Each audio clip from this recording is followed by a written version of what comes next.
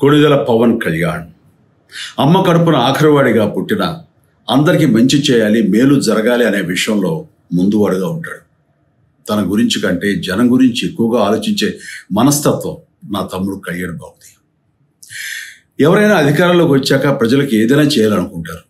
కానీ కళ్యాణ్ తన సొంత సంపాదనని కౌలు రైతులు కన్నీళ్లు తుడిచేందుకు ఖర్చు పెట్టడం, సరిహద్దు దగ్గర ప్రాణాలొడ్డి పోరాడే జవాన్ కోసం పెద్ద మొత్తం అందివ్వటం, అలాగే మత్స్యకారులు ఇంకా ఎందరికో తాను చేసిన సహాయం చూస్తుంటే ఇలాంటి నాయకుడు కదా జనానికి కావాల్సింది అనిపిస్తుంది. ఒక రకంగా చెప్పాలంటే సినిమాలోకి తను బలవంతంగా వచ్చాడు, రాజకీయాలు మాత్రం ఇష్టంతోనే వచ్చాడు. ఏ తల్లికైనా తన కొడుకు కష్టపడుతుంటే గుండె తరుక్కుపోతుంది. అలాగే ఏ అన్నకైనా తన తమ్ముడు అనవసరంగా మాటలు పడుతుంటే బాధ వేస్తుంది. అలా బాధపడుతున్న నా తల్లికి ఈ అన్నయ్యగా ఒక మాట చెప్పాను. నీ కొడుకు ఎంతోమంది తల్లుల కోసం, వాళ్ళ బిడ్డల భవిష్యత్తు కోసం చేసే యుద్ధం అమ్మా ఇది. మన బాధ కంటే అది ఎంతో గొప్పది అన్నాను. అన్యాయాన్ని ఎదిరించకుండా మౌనంగా ఉండే మంచివాళ్ళ వల్లనే ప్రజాస్వామ్యం మరింత నష్టం అని నమ్మి జనం కోసం జన సైనికుడయ్యాడు. తాను బలంగా నమ్మిన సిద్ధాంతం కోసం తన జీవితం రాజకీయాల్లోకి అంకితం చేసిన శక్తిశాలి పవన్ కళ్యాణ్. ప్రజల కోసం, రాష్ట్ర భవిష్యత్తు కోసం ఆ శక్తిని వినియోగించాలి అంటే చట్టసభలో అతని గొంతు మనం వినాలి.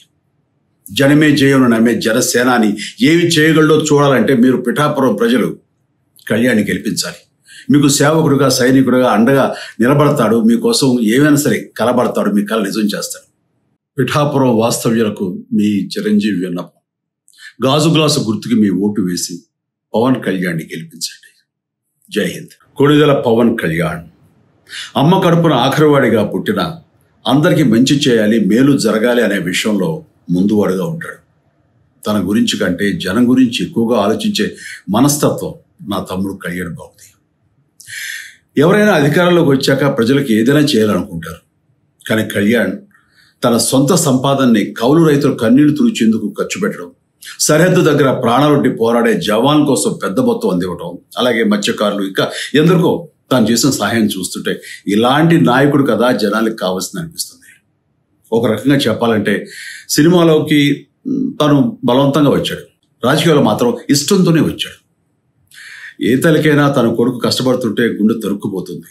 అలాగే ఏ అన్నకైనా తన తమ్ముడు అనవసరంగా మాటలు పడుతుంటే బాధ వేస్తుంది.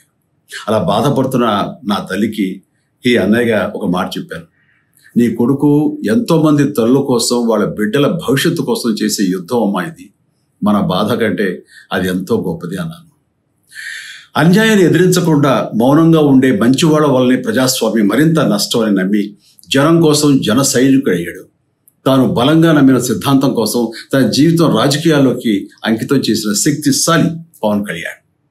ప్రజల కోసం, రాష్ట్ర భవిష్యత్తు కోసం ఆ శక్తిని వినియోగించాలి అంటే చట్టసభలో అతని గొంతు మనం వినాలి. జనమే జయను నమ్మే జనసేనాని ఏమి చేయగలడో చూడాలంటే మీరు పిఠాపురం ప్రజలు కళ్యాణ్ని గెలిపించాలి. మీకు సేవకుడుగా, సైనికుడుగా అండగా నిలబడతాడు. మీకోసం ఏమైనా సరే కలబడతాడు, మీ కళ నిజం చేస్తాడు.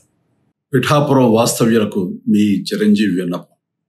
గాజు గ్లాసు గుర్తుకి మీ ఓటు వేసి పవన్ కళ్యాణ్ని గెలిపించండి. జై హింద్.